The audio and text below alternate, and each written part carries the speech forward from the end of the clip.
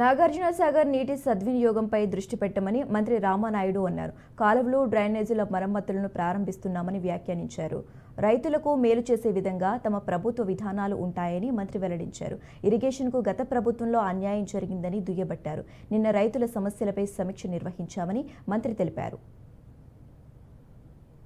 ఏదైతే ఈ యొక్క సీజన్ ఏదైతే స్టార్ట్ అవుతూ ఉందో, వ్యవసాయ సీజన్ ఏదైతే స్టార్ట్ అవుతూ ఉందో, ఈ యొక్క సీజన్కి ఎటువంటి సాగునీటి ఇబ్బందులు తలెత్తకుండా ఆఖరి ఎకరం వరకు కూడా సాగునీటికి ఎట్లా మనం తీసుకెళ్ళగలుగుతాము, రైతులకి మేలు చేసేటువంటి ఏవైతే మనం చేయాలో ఆ పనుల్ని టేకప్ చేయాలి.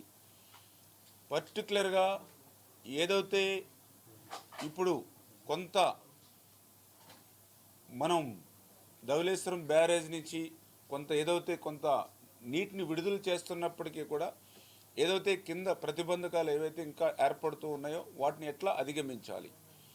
అదేవిధంగా రేపు నాగార్జున సాగర్ కానీ, శ్రీశైలం కానీ లేదా ఇతరత్ర జలాశయాలు రేపు రైన్స్ వచ్చిన తర్వాత వాటిని నిండుకున్నప్పుడు ఆ వాటర్ని కూడా మనం ఎట్లా యూటిలైజ్ చేసుకోవడానికి ఇప్పటి నుంచే ఎట్లా మనం ప్రికాషన్స్ తీసుకోవాలి, వీటన్నిటి మీద కూడా మరి ఈరోజు అంటే ఏదైతే పర్టికులర్గా కెనాల్స్, కాలువలు ఏవైతే ఉన్నాయో, డ్రైన్స్ ఏవైతే ఉన్నాయో వీటినన్నిటినీ కూడా యుద్ధ ప్రాతిపదికన ప్రక్షాళన పనులు మనం చేపట్టాలి.